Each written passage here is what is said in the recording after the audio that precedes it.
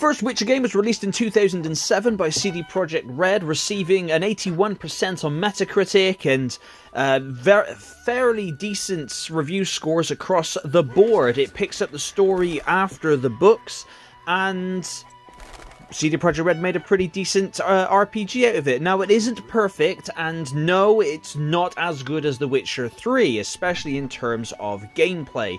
But I think The Witcher, the first Witcher game, is definitely worth picking up today. I'm going to give you a few examples why. Well, number one is because it's more Witcher, and the more Witcher there is, the better. But of course, everything in the game has aged, and unfortunately, it wasn't very well optimized at the time. I can run it on Windows 11 and I can run it pretty well, but the game still does get a bit jank at times. There is no vertical sync option, so you can't turn on VSync, which is annoying. There are external fan patches you can get for the game. I don't delve into that, if I'm honest, so I just live with the screen tearing. But there's that. There's of course there's a combination of, you can play either using the keyboard and mouse or just the mouse to just point and click where you want to go and what you want to do. Obviously the models, the facial animations, all that has aged. That's obvious. This was one of CD Projekt Red's first games, or if not their first game, I'm not entirely sure. But that being said, it's still a really good game. It's got fantastic music. A lot of it has also been reused in The Witcher 2 and The Witcher 3.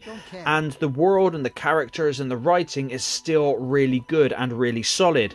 There is still side quests and monster hunting contracts that you can do, as well as Dice Poker, which is a side hustle game and kicks absolute ass, and I got quite addicted to, and it's got its own little side quest line.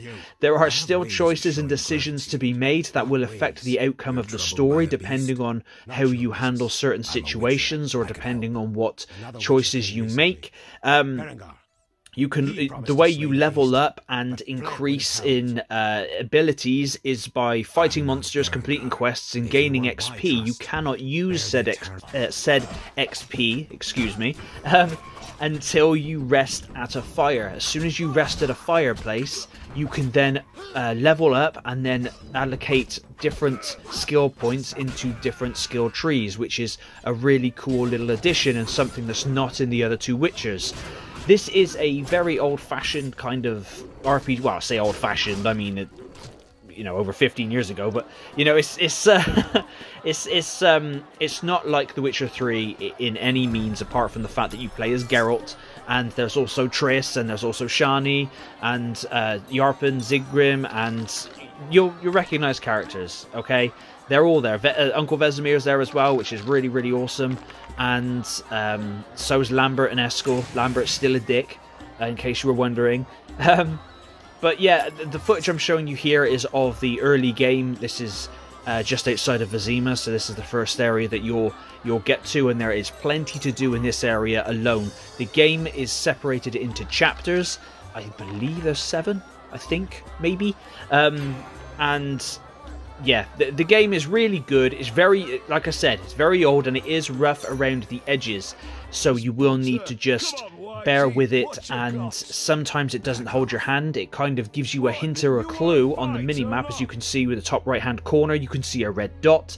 It will give you some hints and some help, but you do have to use the noodle occasionally. Nothing too cryptic or extreme, but sometimes you just, or it may be just depending on the time of day that you are trying to do said objective, depends on whether you can complete it or not. I hope that made sense. It kind of didn't in my head, but I do apologise if it didn't.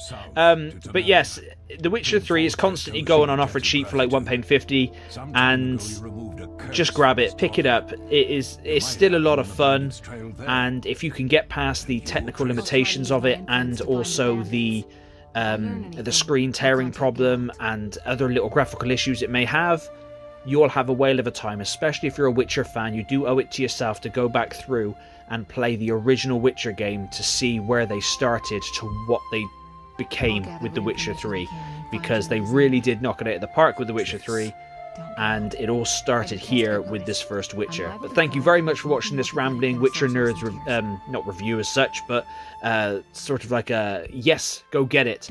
I like to make my videos almost like you're asking a friend, hey, is that game worth picking up? And I like to do it that way. I'm not an official YouTuber, I'm not a professional game journalist or anything. I just love video games and love talking about them.